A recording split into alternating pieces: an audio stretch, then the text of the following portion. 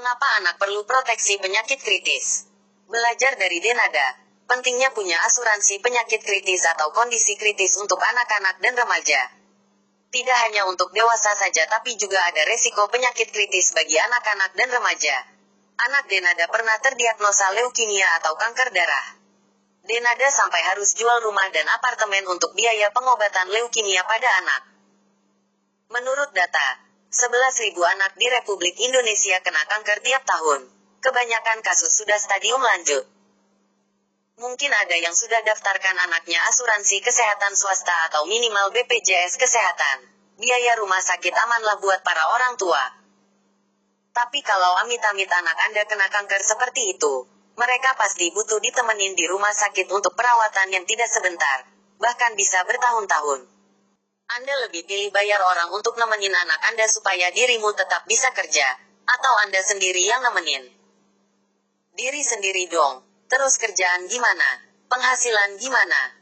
Selain itu, tidak semua hal yang bisa di-cover oleh asuransi kesehatan swasta. Misalnya anak Anda terkena kanker dan harus dirawat di rumah sakit untuk perawatan. Biaya rawat inap di rumah sakit di-cover oleh asuransi kesehatan swasta. Tetapi obat-obatan setelah 90 hari opname mesti bayar sendiri.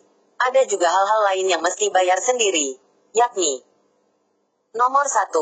Akomodasi untuk pendamping atau penunggu atau perawat jika anak Anda perlu dirawat di luar wilayah tempat tinggal. Nomor 2. Suplemen atau herbal. Nomor 3.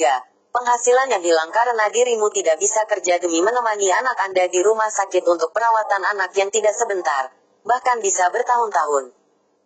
Nomor 4. Rehabilitasi dan terapi setelah 90 hari opname. Nomor 5. Pemeriksaan rutin setelah 90 hari opname.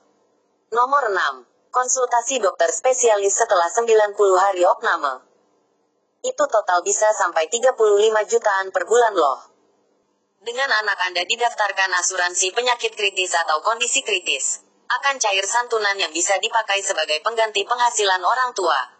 Saya beri contoh. Bayi mulai usia 1 bulan sudah bisa didaftarkan asuransi penyakit kritis. Preminya hanya Rp10.670.000 per tahun selama 15 tahun dengan uang pertanggungan 1 miliar, di-cover sampai usia 88 tahun. Jika terkena kondisi kritis atau tutup usia, cair santunan 1 miliar. Jika tutup usia karena kecelakaan sebelum usia 70 tahun, cair santunan 3 kali lipat dari uang pertanggungan menjadi 3 miliar. Pada tahun ke-20, ada 2 pilihan yang bisa dipilih yakni.